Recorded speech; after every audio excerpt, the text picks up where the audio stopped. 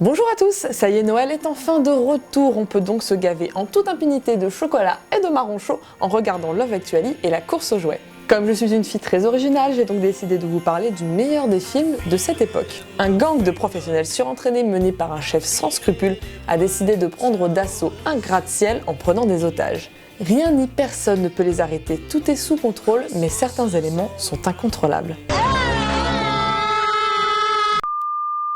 Merde, Noël, on avait dit Noël. Ah la poulette, j'ai confondu les deux DVD. Bon, c'est parti pour une autre tour.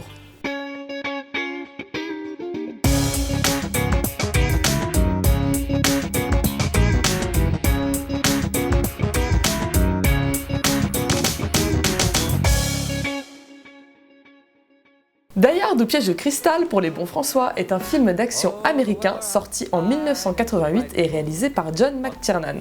Littéralement, Die Hard veut dire dur à cuire ou difficile à tuer, et non pas le quelque chose pour ceux qui auraient pris des cours d'allemand en LV1 quand ils étaient petits. On suit John McClane, alias l'homme toujours au mauvais endroit au mauvais moment, un policier de New York se retrouvant dans un immeuble de Los Angeles pris d'assaut par un groupe de criminels allemands voulant dérober 600 millions de dollars. Je ne vais pas vous faire l'affront de résumer entièrement et en détail le film, on sait tous comment ça se finit, passons à la suite. Rappelons juste que le film a rencontré un large succès en salle, totalisant plus de 140 millions de dollars au box-office. Son succès est plus modéré en France avec 655 000 entrées. Oui, vous avez bien entendu, 655 000 entrées. On vit dans un monde où Qu'est-ce qu'on a fait au bon Dieu a fait 12 millions et Die Hard 655 000 entrées. Le film a connu deux suites, Die Hard 2 ou 58 minutes pour vivre sorti en 1990 et Die Hard 3 ou Une journée en enfer sorti en 1995. Tout comme Indiana Jones et malgré son succès, John McClane a eu le privilège de ne pas faire de comeback raté 20 ans plus tard flanqué de son fils et ça fait plaisir. Mais recommençons depuis le début, nous sommes en 1985, la Fox et Joel Silver veulent faire une suite au film Commando. Pour ce faire, ils souhaitent adapter le roman Nothing Lasts Forever de Roderick Thorpe. Problème, Schwarzenegger refuse de reprendre son rôle de John Matrix. La Fox et Silver décident donc de recycler cette idée pour en faire un nouveau film, Die Hard. Ce fameux roman est la suite d'un autre du même auteur intitulé Le Détective, publié en 1966 et déjà adapté au cinéma avec Frank Sinatra dans le rôle principal en 1968.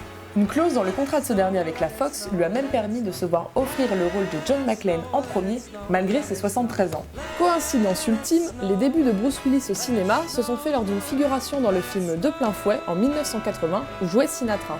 Nous sommes en 1987 et John McTiernan est devenu le boss du game grâce au succès de Predator, avec encore une fois Schwarzenegger dans le rôle principal. Les producteurs Lawrence Gordon et Joel Silver lui donnent donc quasiment carte blanche pour adapter le roman à sa sauce. L'action se passait au départ sur 3 jours, mais le réalisateur a décidé de raccourcir cela en une nuit, inspiré par la pièce de Shakespeare, Le songe d'une nuit d'été. Piège de cristal est un blockbuster estival, il décide donc de le rendre un peu moins sombre et transforme le terroriste d'origine en cambrioleur. Le rôle principal de Joe Leland, renommé John McClane, a été proposé une nouvelle fois à Schwarzy, qui a encore refusé, mais aussi à Sylvester Stallone, Burt Reynolds, Richard Gere, Harrison Ford et Mel Gibson, avant la vedette de la série à succès Clair de Lune, Bruce Willis, encore bien chevelu. Et à côté de ces types, il passe pour un mec presque ordinaire. Un petit clin d'œil est fait à son passé lorsque le chef adjoint Robinson ironise sur le fait que McClane pourrait tout aussi bien être un barman, métier qu'exerçait Bruce Willis avant de devenir acteur. Le rôle du grand méchant, le devenu culte Hans Gruber, a été attribué à Alan Rickman pour son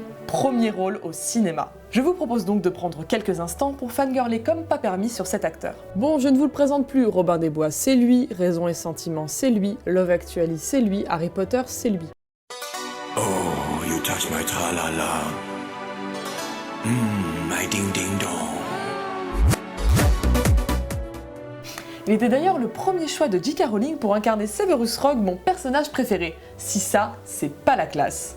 Et surtout, il joue encore dans le trop méconnu Galaxy Quest. Sorti en 1999 avec Tim Allen et Sigourney Weaver, il raconte l'histoire d'ex-stars d'une série de science-fiction qui continue d'écumer les salons jusqu'à ce qu'ils soient contactés par de véritables extraterrestres. Si vous aimez la SF, allez voir Galaxy Quest. Si vous aimez les comédies pas prises de tête, allez voir Galaxy Quest. Si vous aimez Star Trek, allez voir Galaxy Quest. Si vous allez régulièrement dans des conventions, allez voir Galaxy Quest. Et enfin, si vous avez toujours voulu voir Sigourney Weaver en blonde à forte poitrine, allez voir Galaxy Quest. Rickman souffrait enfant de problèmes d'élocution. C'est son étroite mâchoire inférieure qui rend sa prononciation si particulière. Elle le propulse dans le cercle très fermé d'acteurs donnant envie de leur faire sauvagement l'amour rien qu'à leur voix. Le numéro 1 de ce classement étant bien évidemment Benedict Cumberbatch.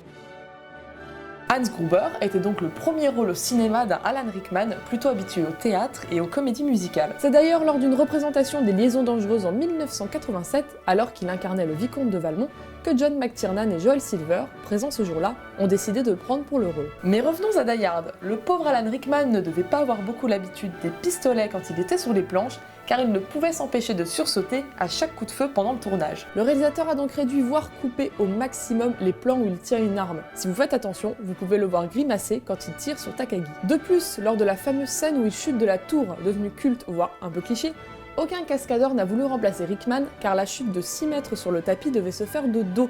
Or, il demande à voir où il se réceptionne. L'acteur l'a donc fait lui-même, sauf qu'il a été lâché volontairement plus tôt que prévu pour avoir une expression de surprise convaincante. La chute du film était donc la première prise et l'expression d'Hans Gruber était vraiment celle d'Alan Rickman. La scène dans laquelle McClane rencontre Gruber prétendant être un otage a été ajoutée quand le réalisateur s'est rendu compte à quel point l'acteur britannique était capable d'imiter avec brio l'accent américain. Restons dans les accents si vous le voulez bien. Les germanophones auront sûrement remarqué que certaines répliques des bad guys sont incorrectes, voire ne veulent tout simplement rien dire. Cela a été corrigé par la suite pour les éditions vidéo, sauf pour les lignes d'Hans Gruber.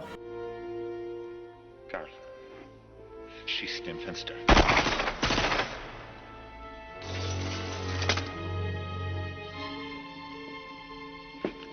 Shoot the glass. Ce qui est assez cocasse, c'est que Bruce Willis, né en Allemagne de l'Ouest d'un père américain et d'une mère allemande, est en réalité bien plus habitué au bretzel que la plupart des acteurs incarnant les méchants, qui sont soit anglais, soit russes. D'ailleurs, vous trouvez pas que le blond ressemble à un mélange entre Christophe Lambert et Cumberbatch dans Le Cinquième Pouvoir? Comme dans les années 80 en Allemagne, on n'aimait pas trop parler terrorisme, dans la version outre-Rhin du film, les prénoms des méchants ont été américanisés. Hans devient Jack, Karl, Charlie et Heinrich, Henri. Il n'y a plus de Heinrich. Je suis Friedrich. Ça alors? Heinrich?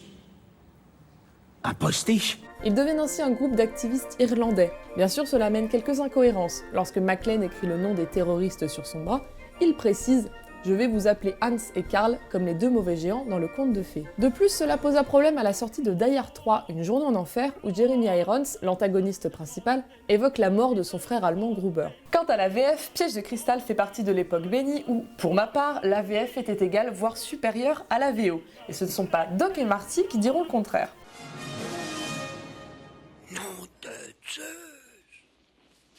C'est Patrick Poivet qui double Bruce Willis et sa performance restitue parfaitement les répliques cultes originales. Malheureusement, le doublage des Allemands a tendance à tirer vers la caricature. Je crois qu'il n'y a plus que dans OSS 117 où ils parlent encore comme ça. L'immeuble Nakatomi dans laquelle se déroule l'action était en fait la tour de la 20th Century Fox, le Fox Plaza encore en travaux, qui a servi de décor pour les scènes extérieures et intérieures. Il n'y a pas que dans Ghostbusters et Zombieland qu'on vénère les Twinkies, le sergent Powell a l'air d'en rafaler autant que Talassi.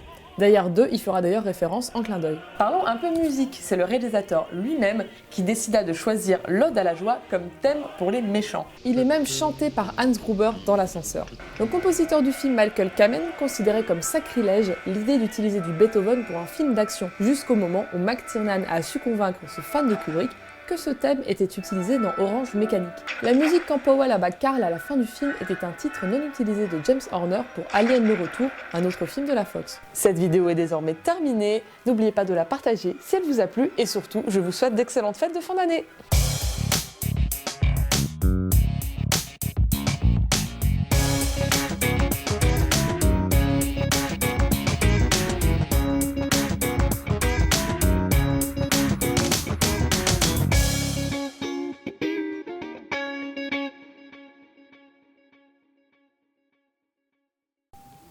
Yippee pauvre con.